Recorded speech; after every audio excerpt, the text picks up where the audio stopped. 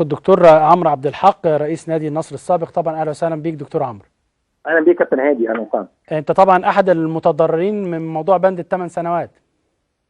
هو انا اول واحد اتطبق عليه، يعني اول واحد طبق عليه، رغم ان انا مش 8 سنوات. يعني انا يمكن قضيتنا احنا القضايا اللي رافعينها كلنا، كل واحد رافع في حاجه.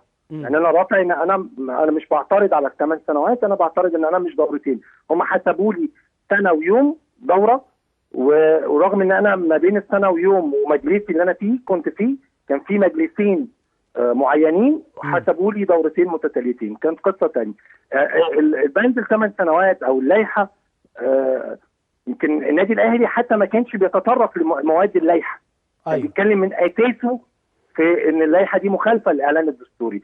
الحكم النهارده يعني في تفاصيل بالغاء ماده والغاء 3 مواد وتأييد ماده اللي هي الماده 39 اللي فيها شروط الانتخابات. لا هو يعني لم يتطرق اليها اساسا، يعني هو يعني اقرها بدون التطرق اليها. وده ما كانش الطلبات النادي الاهلي. النادي الاهلي رافع قضيه بيقول احنا بنقول اللائحه دي من اساسه غير دستوريه باطله. يعني هو المبدا ان النادي الاهلي كان بيطالب ان الجمعيه العموميه بتاعته هي اللي توافق على اللائحه. لا ده موضوع تاني. الاهلي عنده قصتين يا كابتن هاني. اتفضل. من اساسه بيتكلم في بطلان اللائحه، والموضوع الثاني هو ان النادي الاهلي عمل جمعيه عموميه غير عاديه لرفض اللائحه من اساسه، والجهه الاداريه المفروض ان هي رفضت، فمن حق النادي الاهلي ان يرفع قضيه او رفع قضيه عشان اعتماد قرارات الجهه الاداريه اللي هي المفروض السلطه العليا الاعلى من الجهه الاداريه. ده الموضوع الثاني. ولكن الموضوع اللي تم رفعه من السنه اللي فاتت ده كان على لائحه المهندس حسن صقر اللي كانت بتشمل بند ال8 سنوات. وعشان كلنا ما نلفش وندور، كل اللي كان الغرض من تعديل اللائحه كان الدورتين. يعني الدورتين.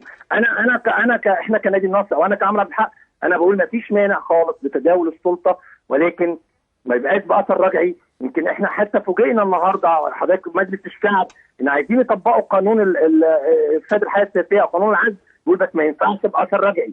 يعني احنا بنتكلم حتى النهارده الحكم ما تطرقش ان ده اثر رجعي ولا اثر غير رجعي. في مراكز الشباب لما اتعملت اللائحه الجديده اتقال كده من تاريخه، يعني اللي موجود حسب دوره وليه دوره ثانيه لو احنا عايزين نعمل تبادل السلطه.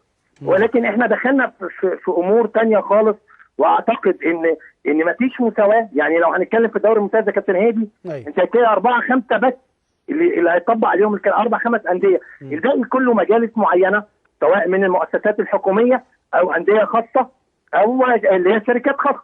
يعني وده ممكن يقعد 20 سنه، يقعد 15 سنه، ولكن الانديه اللي زي الاهلي والزمالك والاتحاد هي اللي هينطبق عليها اللائحه دي. يعني ما بقاش اللائحه دي مش مطبقه الا على انديه معينه. وهو حضرتك انت شايف ان ممكن في الاداريه العليا يبقى في قرار ممكن يبقى صالح الانديه بعد كده؟ والله احنا لو بنتكلم بالقانون والفقهاء القانونيين بقالي سنه بتكلم في الموضوع ده، كله بيؤكد شيء، ولكن بنفاجئ باحكام مختلفه. يعني يا كابتن نفس محكمه القضاء الاداري في اسيوط وفي المنصوره وفي اسكندريه وفي الغردقه حكمت ان مفيش اثر رجعي في بند ال8 سنوات، وسمحت للي بقاله 15 و16 سنه ان ينزل انتخابات. ولكن القضاء الاداري القاهره فقط هي اللي اعتمدت اللائحه. بقيه القضاء الاداري، محاكم القضاء الاداري في المحافظات رفضت الاثر الرجعي رغم ان هم ما تناقشوش في اللائحه كلائحه.